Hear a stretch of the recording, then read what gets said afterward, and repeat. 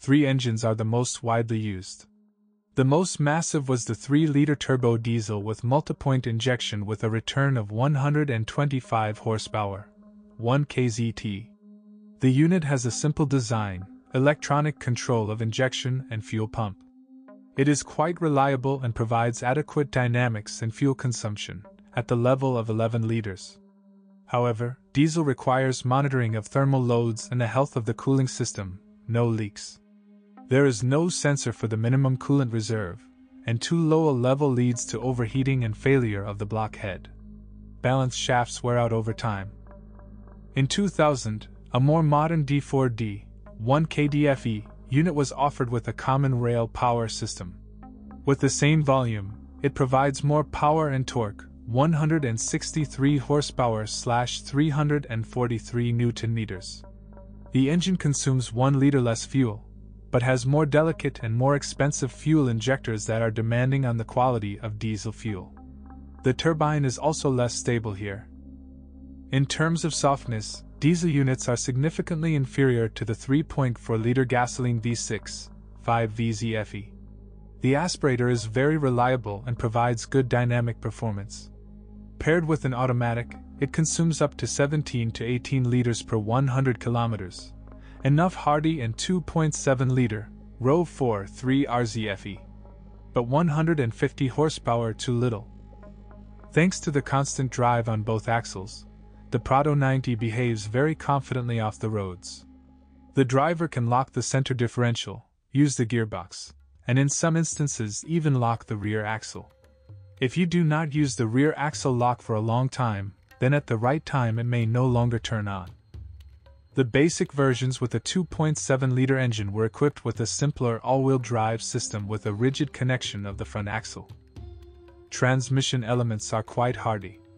Oil seals require periodic attention. They are not very durable. Luckily, they are easy to change and are not expensive. Leaks should not be ignored. Large oil losses can lead to very expensive repairs.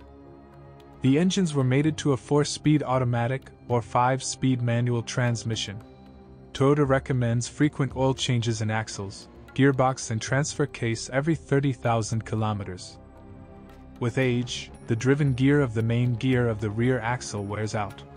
Regular oil changes will help prolong its life. Bulkheads may require a gearbox. At high mileage, backlash occurs in the connections of the drive shafts.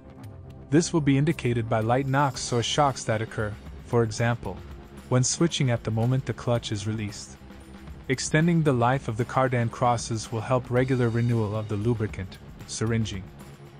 The suspension on springs is quite comfortable and, most importantly, very durable, regardless of operating conditions, on asphalt or on bad roads.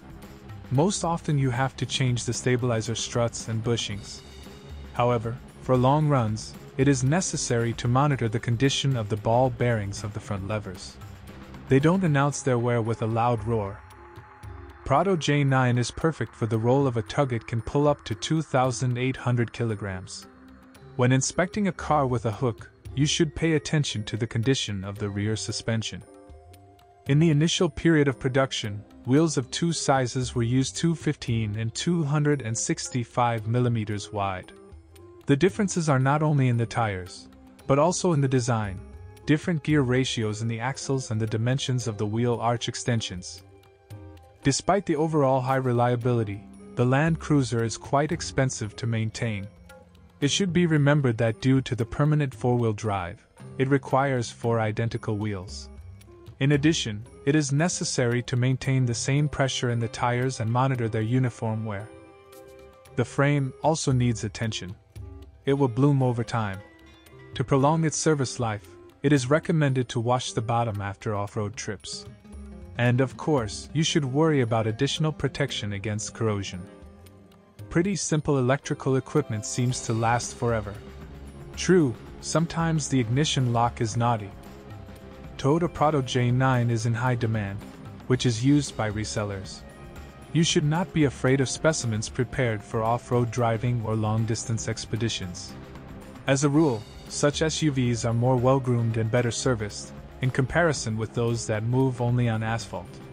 However, Do not strongly believe the sellers who claim that the car was not used in the field.